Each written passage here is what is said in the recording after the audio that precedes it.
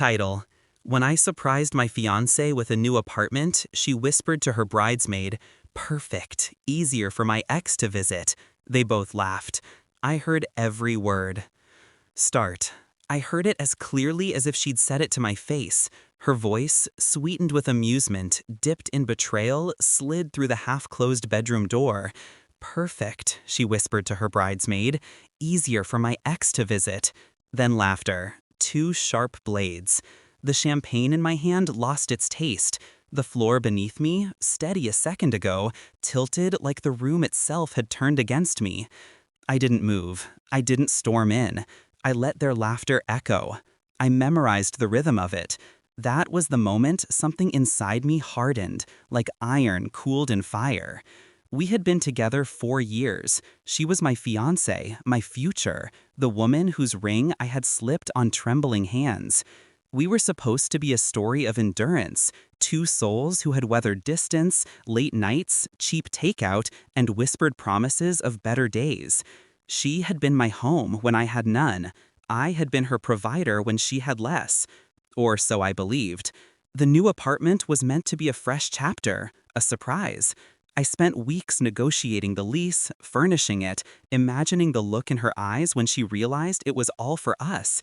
Instead, I got her laughter at my expense, the smug undertone of a secret I was never meant to hear. At first, disbelief. My chest caved with denial, but the evidence was already in her tone. Casual, too casual, like a truth she had rehearsed. I replayed everything, her late replies, the sudden work dinners, the faint scent of cologne I didn't own on the scarf she left behind once. Puzzle pieces that never fit until that moment. My pulse didn't rage, it slowed. Cold clarity replaced heat, pain sharpened into calculation. I wasn't going to beg, I wasn't going to warn her. I was going to end this on my terms. The next morning, I smiled at her like nothing was wrong.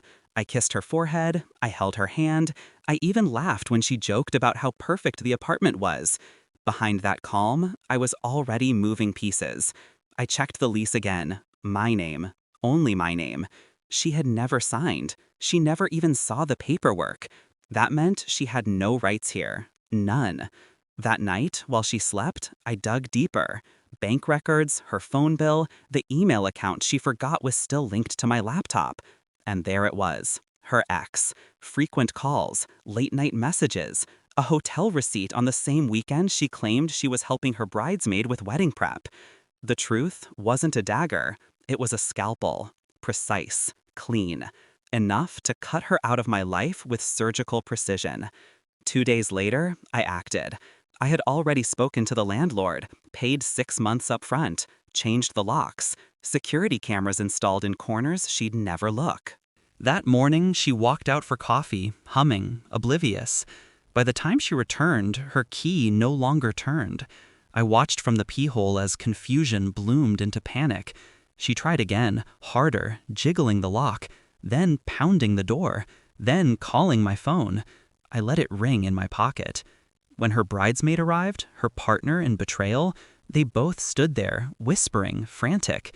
Their laughter was gone now, replaced with desperation. I recorded the whole thing.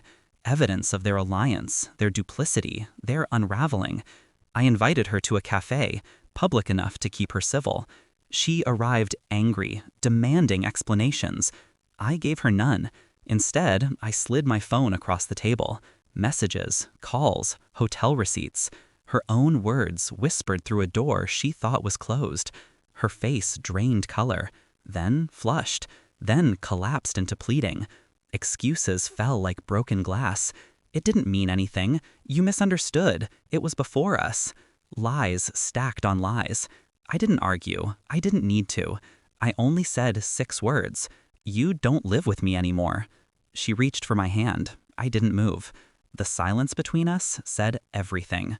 She tried spinning stories to friends, but the recordings silenced them.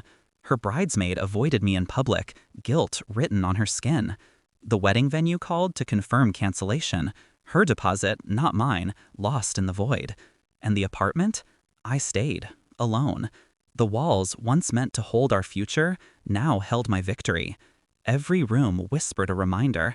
I had given her a chance at a life she mocked, and I had taken it back without raising my voice. Closure didn't come with fireworks. It came in quiet mornings when I woke to peace instead of suspicion.